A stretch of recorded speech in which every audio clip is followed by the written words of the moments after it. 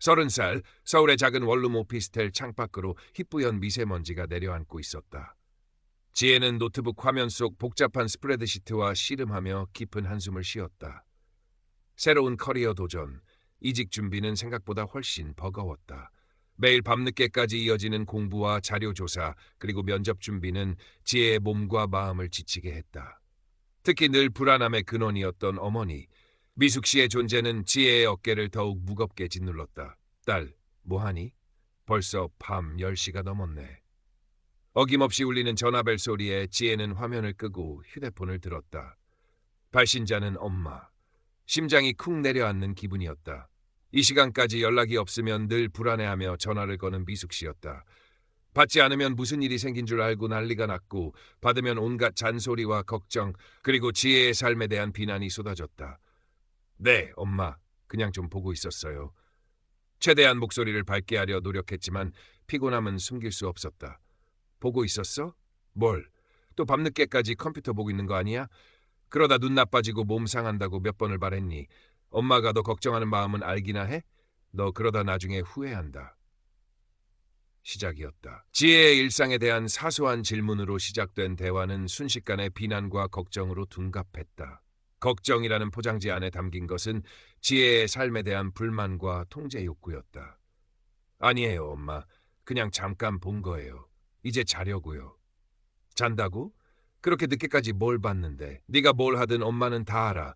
네가 하는 일이 다 잘 될 줄 알아? 세상 물정 모르고 까불다가 큰 코 다친 애들 내가 한둘 본 줄 아니? 엄마 말 들으면 자다가도 떡이 생긴다고 했어. 내가 하려는 그 일, 엄마는 영 마음에 안 든다. 지혜의 새로운 도전에 대한 노골적인 반감이었다. 미숙 씨는 지혜가 안정된 직장에 다니며 결혼하고 아이를 낳는 자신이 생각하는 평범하고 안전한 삶을 살기를 바랐다. 지혜가 자신의 틀을 벗어나려는 시도 자체를 용납하지 못했다. 그것이 설령 지혜의 행복을 위한 길일지라도 엄마 아직 시작도 안 했어요. 그리고 제 인생은 제가 알아서 할게요. 내 인생, 네 인생이 어디 있다고 그래. 네가 엄마 뱃속에서 나왔고 엄마가 너를 어떻게 키웠는데 네 인생 타령이야. 너 키우느라 엄마는 내 인생 다 포기했어. 그런데 네가 감히 엄마 말도 안 듣고 네 멋대로 하겠다고? 너 그러다 나처럼 된다. 후회해도 소용없어. 미숙 씨의 목소리가 점점 격앙되었다. 늘 마지막은 이런 식이었다. 자신의 희생을 강조하며 지혜에게 죄책감을 심어주고 지혜의 실패를 예언하며 불안감을 조장했다. 지혜는 숨이 막혔다. 이 대화의 끝이 어디일지 뻔히 알면서도 끊을 수가 없었다. 전화를 끊으면 더 큰 비난과 원망이 쏟아질 테니까. 엄마, 죄송해요. 제가 생각이 짧았어요. 다음에 다시 이야기해요. 결국 지혜는 또다시 꼬리를 내렸다. 이게 편했다. 잠시의 평화를 얻는 대가로 스스로를 깎아내리는 일에 익숙해져 있었다. 그래, 다음에 이야기하자. 그리고 몸 조심하고 밤늦게 돌아다니지 말고. 남자친구는 잘 만나고 있니? 결혼은 언제 할 생각이야? 엄마는 네가 빨리 결혼해서 안정됐으면 좋겠는데 엄마가 다 너 생각해서 하는 말이야. 마지막까지 걱정인지 간섭인지 모를 말들을 쏟아내고 나서야 전화는 끊어졌다. 지혜는 휴대폰을 내려놓고 침대에 걸터 앉았다. 온몸에 힘이 빠져나가는 기분이었다. 어머니와의 통화는 늘 이렇게 지혜의 에너지를 빨아먹었다. 어릴 때부터 미숙 씨는 지혜에게 완벽한 딸이 되기를 강요했다. 공부, 외모, 친구 관계, 심지어 생각까지. 지혜가 조금이라도 자신의 기대에 어긋나는 행동을 하면 가차없이 비난하고 실망감을 표현했다. 네가 그러면 엄마는 너무 슬프다. 네가 엄마 속을 이렇게 썩이는구나. 다른 집 애들은 다 잘하는데 너는 왜 그러니? 이런 말들은 지혜의 어린 마음에 깊은 상처를 남겼고 지혜는 엄마의 사랑을 얻기 위해 스스로를 억누르고 엄마의 기대에 맞추려 애썼다. 아버지는 지혜가 어릴 때 돌아가셨거나 이혼으로 부재했다. 홀로 지혜와 남동생 준영을 키운 미숙 씨는 자신의 삶이 불행한 이유를 가족 탓으로 돌리는 경우가 많았다. 특히 지혜에게는 너 때문에 엄마가 이렇게 힘들게 산다는 식의 말을 자주 했다. 지혜는 그런 어머니를 불쌍하게 여기면서도 동시에 어머니의 끝없는 비난과 간섭에서 벗어나고 싶었다. 20살이 넘어 서울로 올라와 독립한 후에도 어머니의 간섭은 끊이지 않았다. 매일 전화하고 주말마다 내려오라고 강요하고 지혜의 옷차림, 친구 관계, 직장 상사, 연인까지 모든 것을 평가하고 비난했다. 지혜는 어머니와의 관계에서 오는 스트레스 때문에 늘 불안했고 자존감은 바닥을 쳤다. 하지만 최근 몇 년간 만난 연인 현우 덕분에 조금씩 달라지고 있었다. 현우는 지혜의 이야기를 인내심 있게 들어주었고 어머니의 비난이 지혜의 잘못이 아님을 객관적으로 말해주었다. 지혜의 감정을 존중해주고 스스로를 믿고 사랑하는 법을 가르쳐 주었다. 현우의 지지 덕분에 지혜는 어머니의 영향력에서 벗어나 독립적인 나를 찾고 싶다는 열망을 키우게 되었다. 새로운 커리어 도전 역시 그 열망의 일부였다. 며칠 후 미숙 씨가 갑자기 서울로 올라오겠다고 통보했다. 지혜의 원룸 오피스텔에 잠시 머물겠다고 했다. 미숙 씨는 자신의 짐 일부를 지혜에게 맡겨두고 있었는데 그 짐을 가져가야 할 일이 생겼다는 것이다. 지혜는 내키지 않았지만 거절할 명분이 없었다. 미숙 씨가 오고 이틀 동안 지혜의 오피스텔은 숨막히는 공간으로 변했다. 미숙 씨는 지혜의 좁은 공간을 보며 불평했고 지혜의 살림살이를 비난했으며 지혜가 밤늦게까지 공부하는 것을 못마땅해 했다. 딸 방이 이게 뭐니? 이렇게 지저분하게 사니 일이 제대로 될 리가 있나? 밤늦게까지 뭘 그렇게 들여다보니? 그러다 눈 나빠지고 머리 나빠져. 엄마는 네가 이렇게 사는 거 보면 속상해서 죽겠다. 지혜는 아무 말도 하지 못하고 그저 숨을 죽였다. 반항할 힘도 남아있지 않았다. 미숙 씨는 자신의 짐을 정리하며 이것저것 뒤적였다. 지혜는 그 모습을 보며 불안했다. 어머니의 짐 속에는 지혜의 과거 담겨 있을 것만 같았다. 미숙 씨가 잠시 외출한 사이 지혜는 어머니가 정리하다만 짐 상자 하나를 발견했다. 낡은 상자 안에는 오래된 사진첩과 함께 묶음의 편지 그리고 낡은 일기장 몇 권이 들어있었다. 미숙 씨의 젊은 시절 흔적들이었다. 지혜는 호기심에 편지 몇 통을 집어들었다. 미숙 씨가 친구나 친척에게 쓴 편지들이었다. 처음에는 단순한 안부나 일상 이야기일 거라 생각했다. 하지만 편지를 읽을수록 지혜의 얼굴은 굳어졌다. 편지에는 지혜에 대한 이야기가 자주 등장했는데 그 내용은 충격적이었다. 지혜, 그 애는 정말 속을 썩인다. 내가 이렇게까지 하는데도 엄마 마음을 몰라준다. 내가 걔 때문에 얼마나 힘든데. 걔만 아니었으면 내 인생이 이렇게 되지는 않았을 텐데. 지혜가 이번에 뭘 한다는데 잘 될 리가 있나. 내가 볼 때는 영 아닌데 괜히 헛바람 만들어서 설치는 꼴이 보기 싫다. 좀 실패도 해봐야 정신 차리지. 지혜가 만나는 남자 영 마음에 안 들어. 어디 변변치 않은 집 자식 같던데. 지혜가 나처럼 고생할까봐 걱정된다. 내가 좀 말려야 하는데. 심지어 지혜가 고등학교 때 전교 회장이 되려 했을 때 미숙 씨가 지혜의 친구에게 몰래 연락해 지혜의 험담을 하며 회장이 되지 못하도록 방해하려 했다는 내용도 있었다. 당시 지혜는 갑자기 친구들이 자신을 멀리하고 선거에서 떨어졌던 이유를 알지 못했다. 그저 자신이 부족했기 때문이라 생각했다. 손이 떨렸다. 지혜는 낡은 일기장을 펼쳤다. 일기장 속 내용은 편지보다 훨씬 노골적이고 잔인했다. 지혜, 그 애는 나를 닮아 못생겼다. 특히 코가 마음에 안 든다. 나 나중에 돈 벌면 코 성형이라도 시켜야 할 텐데. 지혜가 이번에 시험을 잘 봤다고 자랑하는데 재수 없다. 내가 얼마나 힘들게 뒷바라지했는데 당연한 거 아닌가. 자기 혼자 잘나서 된 줄 아나 봐. 꼴같잖다. 지혜가 남자친구 생겼다고 싱글벙글하는데 얼마나 갈지 두고 볼 일이다. 걔 성격에 제대로 된 연애나 할 수 있겠나. 결국 나처럼 혼자 남겠지. 일기장과 편지 속 미숙 씨는 지혜가 알던 어머니가 아니었다. 겉으로는 지혜를 걱정하고 사랑하는 척했지만 속으로는 지혜를 원망하고 비난하며 심지어 불행해지기를 바라는 듯했다. 지혜의 성공을 시기하고 지혜의 행복을 깎아내리려 했다. 지혜는 숨을 쉴 수가 없었다. 가슴이 찢어지는 것 같았다. 수십 년간 자신을 짓눌렀던 어머니의 비난과 간섭이 단순한 걱정이나 사랑이 아니었음을, 그것이 어머니의 뒤틀린 심리에서 비롯된 잔인한 공격이었음을 명확한 증거를 통해 확인한 순간이었다. 자신이 느꼈던 불안감과 낮은 자존감이 모두 어머니로부터 왔다는 사실을 깨달았다. 미숙 씨가 외출해서 돌아왔을 때 지혜는 아무렇지 않은 척 상자를 다시 닫아두었다. 하지만 내면은 이미 산산조각 나 있었다. 그날 밤 지혜는 잠을 이룰 수 없었다. 눈물만 하염없이 흘렀다. 자신이 평생 사랑하고 의지하려 했던 어머니의 민낯이 너무나 추악했다. 다음 날 아침, 미숙 씨는 아무것도 모른 채 평소처럼 지혜에게 잔소리를 늘어놓았다. 딸, 아침밥은 먹고 다니니? 그렇게 대충 먹으니 기운이 없지. 옷이 그게 뭐니? 좀 화사하게 입고 다녀. 누가 보면 거지인 줄 알겠네. 지혜는 어머니의 목소리가 귓가에 맴돌았지만 더 이상 상처받지 않았다. 이미 가장 깊은 상처를 확인했기 때문이었다. 미숙 씨가 집으로 돌아간 후 지혜는 며칠 동안 깊은 절망감과 혼란 속에서 헤맸다. 일도 손에 잡히지 않았다. 어머니에게 따지고 싶었지만 어떻게 시작해야 할지 알 수 없었다. 어머니가 또다시 피해자 행세를 하며 자신을 몰아세울 것이 뻔했다. 결국 지혜는 용기를 내어 현우에게 모든 것을 털어놓았다. 일기장과 편지 이야기를 하고 자신이 느꼈던 충격과 배신감, 그리고 평생 어머니 때문에 고통받아왔음을 이야기했다. 현우는 지혜의 이야기를 묵묵히 들어주었다. 지혜야, 정말 힘들었겠구나. 내 잘못이 아니야. 내 어머니는 병든 마음을 가지고 계신 것 같아. 그건 네가 고칠 수 있는 문제가 아니야. 현우의 따뜻한 위로와 지지는 지혜에게 큰 힘이 되었다.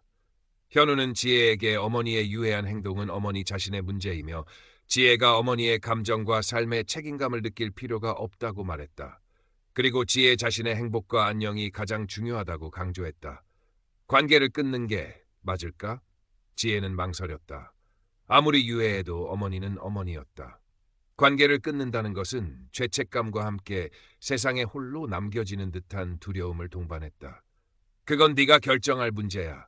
하지만 네가 계속 상처받고 고통받는다면 네 자신을 위해서라도 거리를 두는 게 필요할 수 있어. 네가 행복해야 내 삶도 바로 설 수 있는 거니까. 현우의 말은 지혜의 마음을 움직였다. 더 이상 어머니 때문에 자신을 파괴하고 싶지 않았다. 자신의 삶을 살고 싶었다. 지혜는 어머니에게 연락했다. 직접적으로 일기장 이야기를 꺼내는 대신 자신의 솔직한 심정을 이야기하기로 했다. 엄마, 저 힘들어요. 엄마의 비난과 간섭 때문에 숨을 쉴 수가 없어요. 엄마가 저를 걱정하는 마음은 알겠지만 엄마의 방식은 저를 아프게만 해요. 저 좀 내버려 두세요. 제 삶을 살고 싶어요. 미숙 씨의 반응은 예상대로였다. 내가 널 아프게 한다고? 내가? 내가 너 때문에 얼마나 고생했는데. 네가 감히 엄마한테 그런 말을 해? 내가 너 키우느라 허리가 휘고 손마디가 다 닳았어. 그런데 네가 성공하겠다고 서울 가서 엄마를 무시해? 네가 어떻게 이럴 수가 있어. 내가 너 때문에 못 살아. 미숙 씨는 더욱 격분하며 지혜를 비난했다. 지혜가 조금이라도 자신의 감정을 표현하면 미숙 씨는 자신의 희생을 들먹이며 더 큰 비난으로 대갚아왔다. 지혜는 어머니와의 대화가 불가능하다는 것을 다시 한번 깨달았다. 더 이상 이야기하고 싶지 않아요. 엄마, 당분간 연락하지 마세요. 지혜는 단호하게 말하고 전화를 끊었다. 그리고 곧바로 미숙 씨의 전화번호를 차단했다. 카카오톡도 차단하고 SNS 계정도 비공개로 돌렸다. 관계 단절은 시작되었다. 하지만 평화는 오지 않았다. 미숙 씨는 차단된 전화로 계속 문자를 보냈다. 처음에는 원망과 비난, 욕설이 담긴 문자였다. 내가 어떻게 엄마한테 이럴 수 있니? 천벌받을 거야. 내가 잘 되나 보자. 너 같은 딸 낳고 미역국 먹은 게 후회된다. 며칠 후부터는 갑자기 아프다는 문자, 죽고 싶다는 문자, 지혜가 보고 싶다는 문자로 바뀌었다. 동정심을 유발하려는 노골적인 시도였다. 지혜는 문자를 볼 때마다 마음이 흔들리고 죄책감이 들었지만 현우의 조언을 떠올리며 애써 외면했다. 미숙 씨는 지혜에게 연락이 닿지 않자 다른 가족들에게 연락하기 시작했다. 남동생 준영, 숙모, 사촌들에게 전화하고 만나서 지혜에 대한 거짓말을 퍼뜨렸다. 지혜가 서울 가서 성공했다고 엄마를 버렸다. 지혜가 돈이 많으면서도 엄마한테 용돈 한 푼 안 준다. 지혜가 남자친구 말만 듣고 엄마를 이상한 사람 취급한다. 미숙 씨는 자신이 얼마나 불쌍하고 착한 엄마인데 딸에게 배신당했는지 하소연했다. 일부 친척들은 미숙 씨의 말을 믿고 지혜에게 연락해왔다. 지혜야, 네 엄마가 얼마나 힘들어하시는데 그러니 아무리 그래도 엄마인데 네가 좀 이해해야지. 내 엄마가 너 때문에 충격받아서 쓰러지실 뻔했대. 네가 너무한 거 아니니? 지혜는 친척들의 연락을 받을 때마다 분노와 상처를 동시에 느꼈다. 어머니의 조작적인 행동과 그것에 쉽게 넘어가는 가족들의 모습에 실망했다. 하지만 모두에게 일일이 설명하고 해명할 에너지가 없었다. 그저 죄송하지만 제 사정이 있어요 라고만 말하고 대화를 피했다. 남동생 준영은 미숙 씨의 유해성을 어느 정도 알고 있었지만 어머니와의 직접적인 갈등을 피하려는 성향이 강했다. 준영은 지혜에게 연락해왔다. 누나, 엄마가 난리야. 나한테 전화해서 누나 욕 엄청 하더라. 그냥 대충 맞춰줘. 원래 엄마 저렇잖아. 대충 맞춰주라고? 준영아, 엄마가 나한테 무슨 짓을 했는지 알면서 어떻게 그런 말을 해? 알겠는데. 그냥 피곤하잖아. 싸워봤자 뭐해. 엄마가 변할 사람도 아니고. 준영의 체념적인 태도는 지혜를 더욱 외롭게 만들었다. 하지만 숙모 한 분은 달랐다.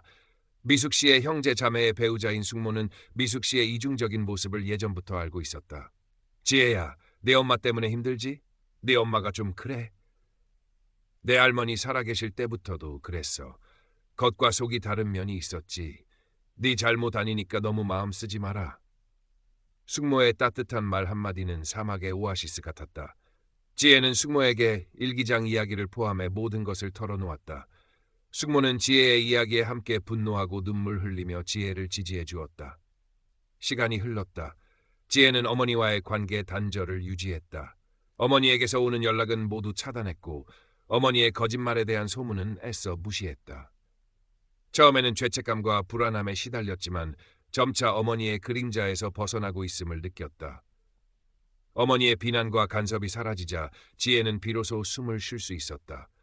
자신의 생각과 감정에 집중할 수 있게 되었고 스스로를 믿고 나아가려는 용기가 생겼다. 현우는 늘 지혜의 곁을 지켰다. 지혜가 힘들어할 때마다 묵묵히 안아주고 지혜의 작은 성공에도 진심으로 기뻐해 주었다. 현우의 사랑과 지지 덕분에 지혜는 상처를 치유하고 자존감을 회복해 나갔다. 새로운 커리어 도전도 순조롭게 진행되었다. 어머니의 저주와는 달리 지혜는 자신의 능력으로 좋은 결과를 만들어내고 있었다. 관계 단절 후 몇 달이 지났을 무렵 명절이 다가왔다. 친척들이 모이는 자리였다. 지혜는 갈지 말지 망설였다. 어머니가 올 수도 있고 온다면 또 어떤 소란을 피울지 알 수 없었기 때문이다. 하지만 현우는 지혜에게 도망치지 말고 당당하게 자신의 삶을 살아가라고 격려했다. 네가 잘못한 게 아니잖아. 왜 네가 숨어야 해? 가서 당당하게 네 모습을 보여줘.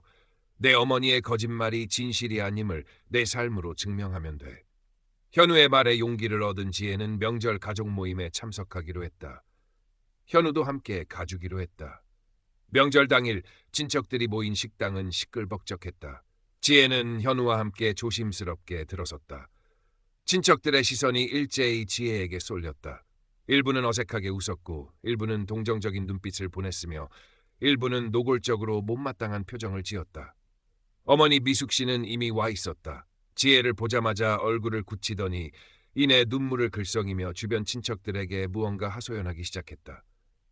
우리 지혜가 엄마를 아주 모르는 사람 취급한다네. 내가 뭘 그렇게 잘못했다고 딸한테 버림받으니 살 맛이 안 나.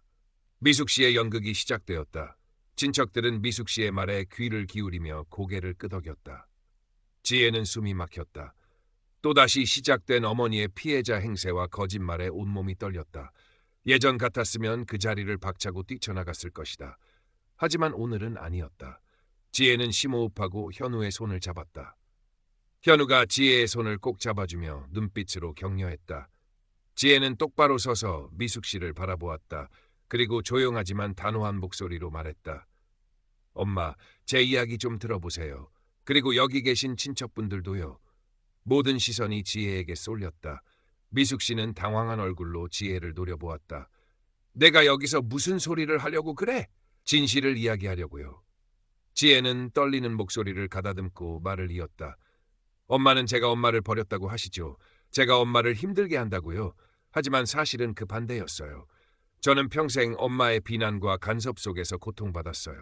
제가 뭘 하든 엄마는 저를 깎아내리고 실패할 거라고 저주했어요. 엄마의 걱정이라는 말 뒤에는 저를 향한 미움과 시기심만 가득했어요. 친척들 사이에서 술렁거림이 일었다. 미숙 씨는 얼굴이 새빨개졌다. 무슨 말도 안 되는 소리야. 네가 미쳤구나. 미치지 않았어요. 엄마가 저에게 어떤 말들을 했는지, 어떤 생각들을 했는지 저는 알아요. 엄마가 예전에 쓰셨던 일기장과 편지, 제가 다 봤어요. 지혜의 입에서 일기장과 편지라는 단어가 나오자 미숙 씨는 눈에 띄게 당황했다. 얼굴색이 하얗게 질렸다. 네가 감히 남의 물건을 함부로 봐. 사생활 침해야. 너 고소할 거야. 미숙 씨는 목소리를 높이며 소란을 피우려 했다. 하지만 지혜는 물러서지 않았다. 고소하세요. 하지만 그 일기장과 편지에는 엄마가 저를 얼마나 미워했는지, 제가 모르는 사이 저의 삶을 방해하려 했던 계획들이 얼마나 많았는지 다 나와 있어요. 엄마는 제가 잘 되는 걸 바라지 않았어요. 엄마는 제가 불행해지기를 바랐어요. 지혜의 목소리가 커졌다. 그동안 억눌렀던 분노와 슬픔이 터져나왔다. 눈물이 흘렀지만 멈추지 않았다. 제가 엄마 때문에 얼마나 힘들었는지 아무도 몰라요. 엄마는 저를 사랑한 게 아니라 엄마 자신의 불행을 해소하기 위해 저를 이용했어요. 저를 비난하고 통제하면서 스스로를 위로했어요. 저는 더 이상 엄마의 감정 쓰레기통이 되지 않을 거예요. 엄마의 불행에 책임감을 느끼지도 않을 거예요. 친척들은 충격에 빠져 아무 말도 하지 못했다. 일부는 믿을 수 없다는 표정이었고 일부는 미숙 씨를 의심스러운 눈빛으로 바라보았다. 숙모는 지혜의 옆에서 조용히 지혜를 지지하는 눈빛을 보냈다. 엄마는 이제 저에게 엄마가 아니에요. 저에게는 상처와 고통만 주는 사람일 뿐이에요. 저는 제 삶을 살 거예요. 엄마 없이도 충분히 행복할 수 있다는 것을 증명할 거예요. 지혜는 마지막 말을 내뱉고 숨을 골랐다. 미숙 씨는 할 말을 잃은 듯 입만 뻐끔거렸다. 더 이상 피해자 행세를 할 수도 거짓말을 할 수도 없었다. 명백한 증거와 지혜의 단호한 태도 앞에서 미숙 씨의 조작은 통하지 않았다. 나가세요. 지혜는 미숙 씨에게 차갑게 말했다. 더 이상 저와 제 삶에 끼어들지 마세요. 다시는 저를 찾아오지 마세요. 미숙 씨는 분노와 수치심이 뒤섞인 얼굴로 지혜를 노려보았다. 그리고는 아무 말 없이 자리를 박차고 나갔다. 친척들은 여전히 충격에서 벗어나지 못한 채 미숙 씨의 뒷모습과 지혜를 번갈아 바라보았다. 그날 이후 지혜는 어머니 미숙 씨와의 관계를 완전히 단절했다. 어머니에게서 연락이 오는 일은 없었다. 친척들을 통해 간접적으로 어머니의 소식을 들을 뿐이었다. 미숙 씨는 여전히 자신의 잘못을 인정하지 않고 지혜를 원망하며 살아가고 있다는 소문이 들려왔다. 일부 친척들은 미숙 씨의 편을 들며 지혜를 비난했지만 일기장과 편지 이야기, 그리고 명절날의 소란을 직접 목격한 친척들은 미숙 씨를 멀리하기 시작했다. 남동생 준영은 지혜에게 연락해왔다. 누나, 엄마가 진짜 그랬어? 일기장에 그런 내용이 있었어? 준영도 충격받은 듯했다. 지혜는 준영에게 일기장 내용을 자세히 이야기해 주었고 준영은 복잡한 감정을 토로하며 어머니와의 관계에 대해 다시 생각해 보겠다고 말했다. 관계 단절은 지혜에게 해방감을 주었지만 동시에 깊은 슬픔과 상실감도 안겨주었다. 아무리 유해해도 어머니는 어머니였기에 어머니의 부재는 지혜의 삶에 빈자리를 만들었다. 밤에 혼자 있을 때면 불쑥불쑥 과거의 상처와 어머니에 대한 복잡한 감정이 밀려와 눈물 흘리기도 했다. 하지만 지혜는 무너지지 않았다. 현우의 변함없는 지지 속에서 지혜는 자신의 감정을 직면하고 치유하는 법을 배웠다. 일기장에 자신의 생각과 감정을 솔직하게 적으며 마음속 응어리를 풀어냈고 심리상담도 고려했다. 어머니 없이 스스로 결정을 내리고 자신의 삶을 꾸려나가면서 작은 성취들을 경험했고 이는 지혜의 자존감을 조금씩 회복시켜 주었다. 새로운 커리어는 순조로웠다. 지혜는 자신의 능력과 열정으로 좋은 결과를 만들어냈고 직장 동료들과도 좋은 관계를 맺었다. 더 이상 어머니의 비난과 저주에 흔들리지 않았다. 자신의 가치를 스스로 인정하게 되었다. 미숙 씨와의 관계 단절은 완벽한 해피엔딩이 아니었다. 수십 년간 쌓인 상처는 완전히 아물지 않았고 가족 관계는 이전과는 달라졌다. 하지만 지혜는 어머니의 그림자에서 벗어나 비로소 자신의 삶을 살아가기 시작했다. 어머니의 불행에 더 이상 휘둘리지 않고 자신의 행복을 위해 나아갈 힘을 얻었다. 서울의 밤하늘은 여전히 희뿌연 미세먼지로 가득했지만 지혜의 마음속은 이전보다 훨씬 맑아져 있었다. 창밖을 바라보며 지혜는 생각했다. 어머니는 아마 평생 자신의 잘못을 인정하지 않고 살아갈 것이다. 하지만 그것은 더 이상 지혜의 문제가 아니었다. 지혜는 이제 어머니의 고통이 아닌 자신의 삶에 집중할 것이다. 사랑하는 사람과 함께 상처를 안고서도 행복을 찾아 나아갈 것이다. 지혜는 노트북을 덮고 따뜻한 차를 마셨다. 늦은 시간이었지만 잠이 오지 않았다. 지난 몇 달간 일어난 일들이 영화처럼 머릿속을 스쳐 지나갔다. 어머니와의 관계 단절, 가족들의 반응, 그리고 그 과정에서 겪었던 고통과 성장이었다. 특히 명절날 가족들 앞에서 어머니의 민낯을 폭로했던 순간은 아직도 생생했다. 수치심과 분노, 그리고 해방감이 뒤섞인 복잡한 감흥이었다. 그날 이후 친척들 사이에서도 미묘한 변화가 감지되었다. 어머니의 거짓말에 속았던 일부 친척들은 지혜에게 미안해하며 조심스럽게 다가왔고, 어떤 친척들은 여전히 어머니 편을 들며 지혜를 차갑게 대했다. 하지만 지혜는 더 이상 그들의 시선이나 판단에 연연하지 않았다. 자신의 진실을 말했고 그 결과에 책임질 준비가 되어 있었다. 남동생 준영과의 관계도 예전과는 달라졌다. 준영은 어머니의 유해성을 인정하면서도 여전히 어머니를 완전히 외면하지는 못하는 듯했다. 하지만 지혜의 이야기를 들은 후 어머니의 행동에 대해 진지하게 고민하기 시작했다는 것을 느낄 수 있었다. 가끔 지혜에게 연락해 어머니의 근황을 조심스럽게 묻기도 했고, 지혜는 준영에게 어머니의 거짓말에 휘둘리지 말고 자신의 삶을 살라고 조언해 주었다. 형제로서 완전히 등을 돌릴 수는 없었지만 어머니라는 존재를 사이에 두고 둘 사이에도 미묘한 거리감이 생겼다. 어머니 미숙 씨는 관계 단절 이후에도 포기하지 않았다. 지혜가 모든 연락 수단을 차단하자 미숙 씨는 지혜의 직장으로 전화를 걸거나 지혜의 집 주소를 알아내 편지를 보내기도 했다. 편지 내용은 처음에는 원망과 저주였지만 나중에는 보고 싶다. 엄마가 잘못했다. 제발 연락해달라는 식으로 바뀌었다. 하지만 지혜는 흔들리지 않았다. 어머니의 사과는 진심이 아닌 관계를 회복하여 다시 자신을 통제하려는 시도임을 알고 있었기 때문이다. 어머니의 생일이 다가왔다는 소식을 숙모를 통해 들었다. 작년까지만 해도 지혜는 의무감에 어머니의 생일을 챙겼었다. 하지만 올해는 아무것도 하지 않았다. 숙모는 미숙 씨가 생일 파티를 열었지만 가족들 대부분이 불참하여 쓸쓸하게 보냈다는 이야기를 전해주었다. 지혜는 그 소식을 듣고 복잡한 감정을 느꼈다. 통쾌함보다는 씁쓸함이 컸다. 어머니의 자업자득이었지만 한때 자신에게 전부였던 사람이 그렇게 고립되었다는 사실이 마음 한구석을 아프게 했다. 하지만 후회는 없었다. 어머니와의 관계를 유지했다면 지혜의 삶은 계속해서 피폐해졌을 것이기 때문이다. 지혜는 자신의 선택이 옳았음을 확신했다. 어머니의 유해한 영향력에서 벗어나지 않았다면 지혜는 영원히 낮은 자존감과 불안감에 시달리며 자신의 잠재력을 펼치지 못했을 것이다. 어머니의 비난과 저주 속에서 자신의 꿈을 포기하고 불행한 삶을 살았을지도 모른다. 현우는 지혜에게 가장 큰 버팀목이었다. 어머니와의 갈등 과정에서 현우가 보여준 변함없는 사랑과 지지는 지혜가 상처를 극복하고 앞으로 나아갈 수 있는 힘이 되었다. 현우는 지혜의 과거 상처를 이해하고 받아주었으며 지혜가 스스로를 사랑하는 법을 배울 수 있도록 도왔다. 지혜는 현우와 함께 미래를 계획하며 행복을 느꼈다. 어머니의 존재가 더 이상 지혜의 행복을 방해할 수 없었다. 물론 상처가 완전히 사라진 것은 아니었다. 어머니의 비난과 조작으로 인해 생긴 깊은 상처는 지혜의 마음속에 흉터로 남았다. 때때로 불쑥불쑥 과거의 기억이 떠올라 지혜를 괴롭혔고 사람들과의 관계에서 어려움을 느끼기도 했다. 하지만 지혜는 이제 그런 자신을 받아들이고 치유하려 노력했다.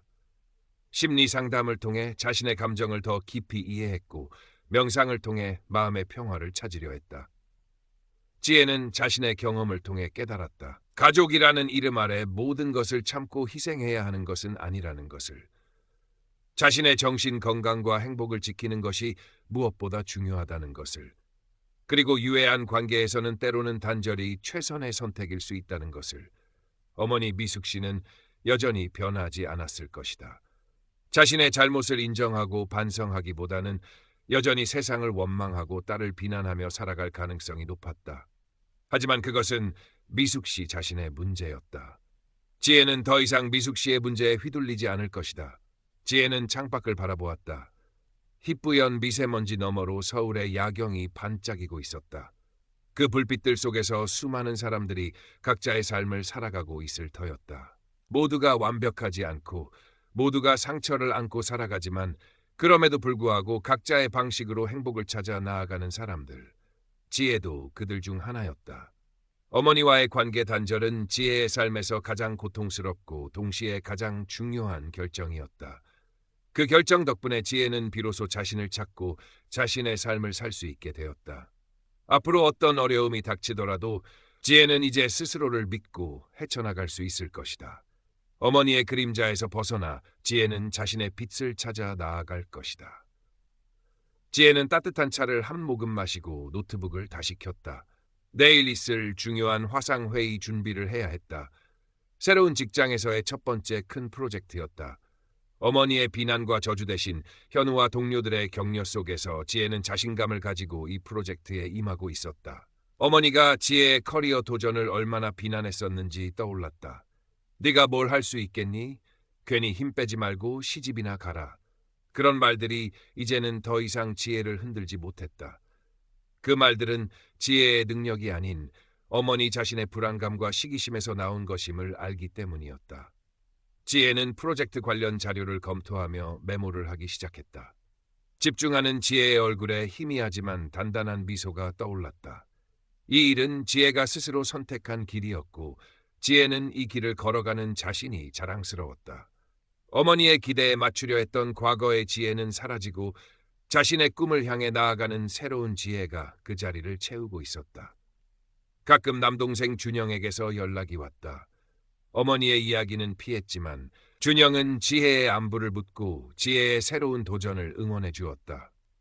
준영도 어머니와의 관계에서 오는 스트레스 때문에 힘들어하고 있다는 것을 지혜는 알고 있었다. 하지만 지혜는 더 이상 준영에게 어머니와의 관계를 끊으라고 강요하지 않았다. 그것은 준영 스스로 내려야 할 결정이었기 때문이다.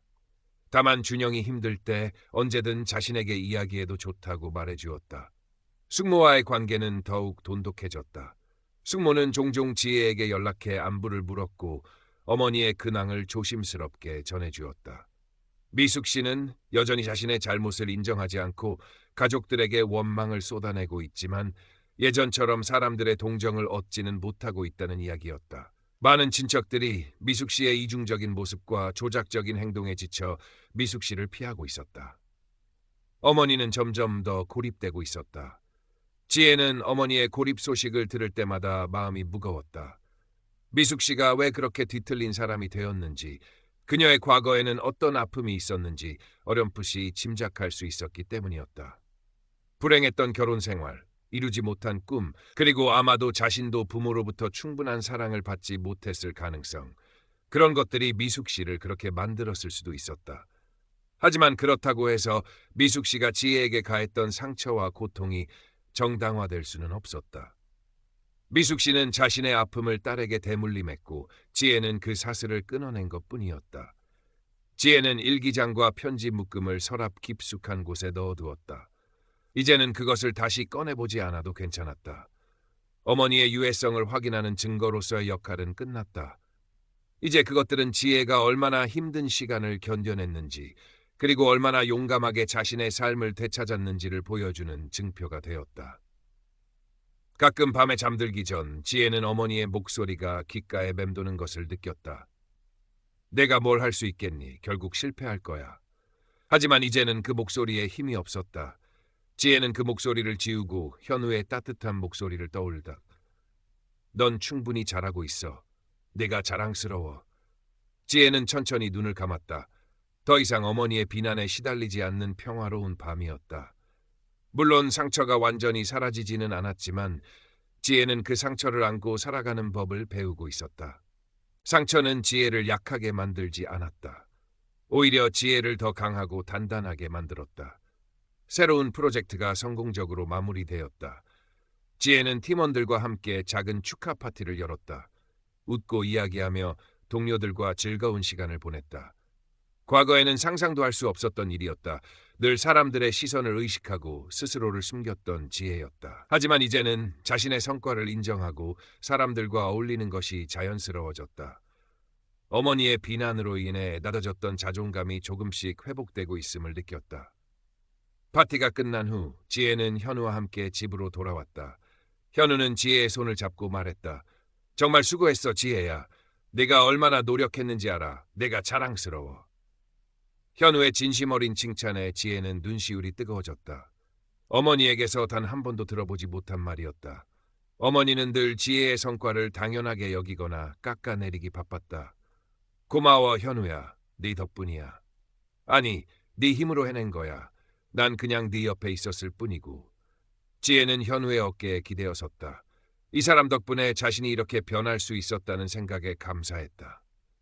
유해한 관계에서 벗어나는 것만큼이나 건강하고 지지적인 관계를 맺는 것이 얼마나 중요한지 깨달았다. 어머니와의 관계 단절 후 지혜의 삶은 완전히 바뀌었다. 물론 가족과의 불화라는 아픔은 남았지만 그 대가로 지혜는 자신의 삶을 되찾았다. 더 이상 누군가의 기대나 비난에 휘둘리지 않고 스스로 생각하고 결정하며 자신의 행복을 만들어 나갈 수 있게 되었다. 가끔 친척들이 미숙 씨의 이야기를 전해왔다. 미숙 씨는 여전히 외롭고 힘들어하며 지혜를 원망하고 있다는 이야기였다. 지혜는 그 소식을 들을 때마다 마음이 불편했지만 다시 관계를 회복할 생각은 없었다. 미숙 씨가 진심으로 자신의 잘못을 깨닫고 변화하려 노력하지 않는 한 두 사람의 관계는 회복될 수 없을 것이다. 그리고 지혜는 미숙 씨가 그럴 가능성이 거의 없다는 것을 알고 있었다. 지혜는 자신의 삶에 집중하기로 했다. 현우와 함께 미래를 계획하고 자신의 커리어를 발전시키고 스스로를 돌보는 데 힘쓸 것이다.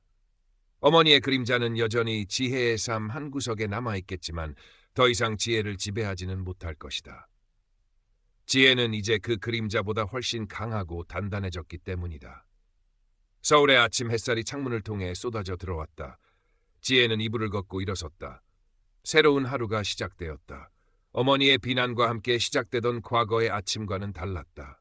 이제 지혜의 아침은 스스로의 의지와 희망으로 시작되었다. 상처는 여전히 존재했지만 그 상처 위로 새살이 돋아나고 있었다. 지혜는 그 새살을 소중히 가꾸며 앞으로 나아갈 것이다. 자신의 힘으로 만들어가는 행복한 삶을 향해. 몇 달이 더 흘렀다. 지혜는 새로운 직장에 완전히 적응했고 맡은 프로젝트에서도 좋은 성과를 내고 있었다. 동료들과의 관계도 원만했고 상사에게도 인정받았다. 커리어 면에서 지혜는 안정적인 궤도에 올랐다. 어머니의 비난과 저주가 얼마나 허황된 것이었는지 스스로 증명해냈다. 개인적인 삶에서도 많은 변화가 있었다. 현우와의 관계는 더욱 깊어졌고 두 사람은 진지하게 결혼에 대해 이야기하기 시작했다. 현우의 부모님도 지혜를 따뜻하게 맞아주셨다. 현우의 가족과 함께 시간을 보낼 때마다 지혜는 가족이라는 단어가 주는 따뜻함과 안정감을 느꼈다. 어머니와의 관계에서 느껴보지 못했던 감정이었다. 남동생 준영은 가끔 지혜에게 연락해왔다. 어머니는 여전히 준영에게 의지하며 지혜를 원망하고 있다는 이야기였다.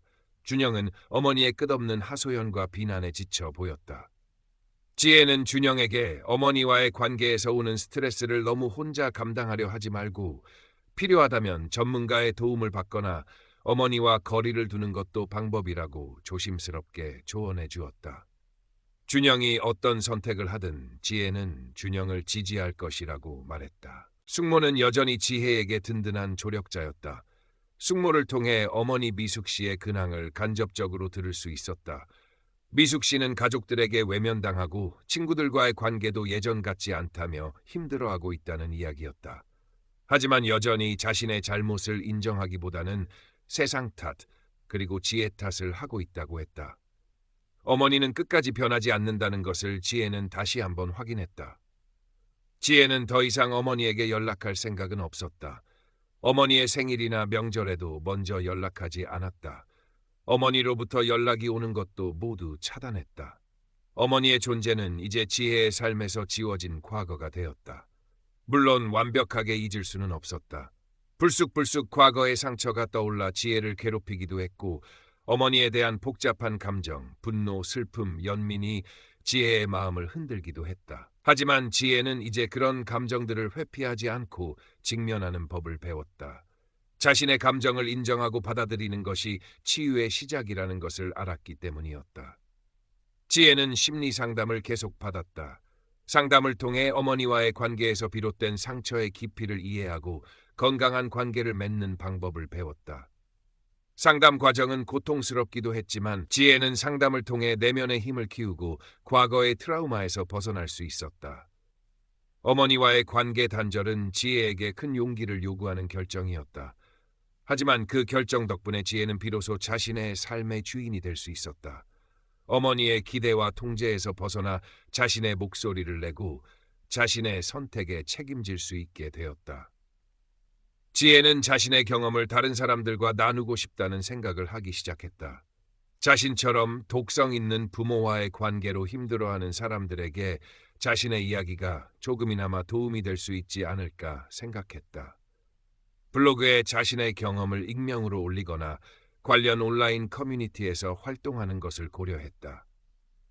어머니 미숙 씨는 여전히 자신의 잘못을 깨닫지 못하고 불행하게 살아가고 있을 것이다. 하지만 그것은 이제 지혜의 책임이 아니었다. 지혜는 어머니의 불행을 짊어지고 살아갈 필요가 없었다. 지혜의 책임은 오로지 자신의 행복과 안녕을 지키는 것이었다. 현우와 함께 결혼 준비를 시작했다. 결혼식은 소규모로 가까운 가족과 친구들만 초대하기로 했다. 어머니에게는 결혼 소식을 알리지 않았다. 어머니가 와서 소란을 피우거나 분위기를 망칠 수도 있었고 지혜는 자신의 결혼식이 어머니의 드라마로 얼룩지는 것을 원치 않았다. 결혼식 날 지혜는 현우의 손을 잡고 버진 로드를 걸었다.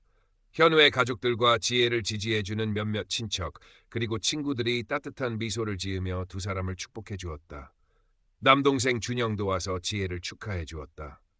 어머니의 부재는 느껴졌지만 그 빈자리는 지혜를 진심으로 사랑하고 지지해주는 사람들의 따뜻함으로 채워졌다.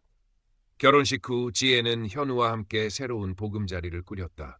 어머니의 간섭과 비난이 없는 평화로운 공간이었다. 지혜는 이 공간에서 현우와 함께 행복한 미래를 만들어 나갈 것이다. 어머니와의 관계는 완전히 끝났지만 지혜의 삶은 계속되었다. 상처는 여전히 남아있지만 그 상처는 지혜를 더 강하고 현명하게 만들었다. 지혜는 이제 과거의 그림자에 얽매이지 않고 자신의 힘으로 만들어가는 밝은 미래를 향해 나아갈 것이다.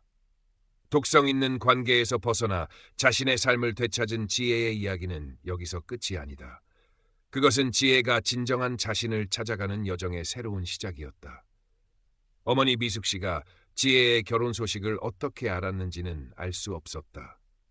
아마도 준영이나 다른 친척을 통해서 들었을 것이다. 결혼식 후에 어머니에게서 예상치 못한 연락이 왔다. 차단된 번호가 아닌 다른 사람의 번호로 온 문자였다. 결혼 축하한다. 엄마 없이 결혼해서 좋니? 짧고 차가운 문자였다.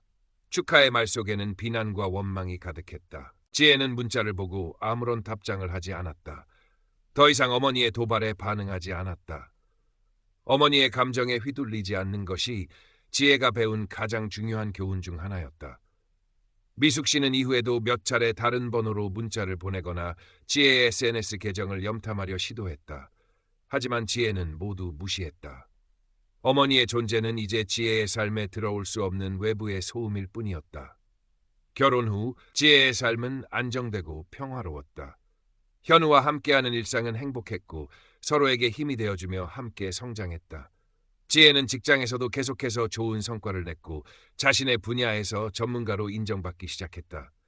어머니가 그토록 비난하고 깎아내렸던 지혜의 커리어는 성공적으로 발전하고 있었다. 가끔 어머니에 대한 꿈을 꾸기도 했다. 꿈속의 어머니는 여전히 지혜를 비난하고 통제하려 했지만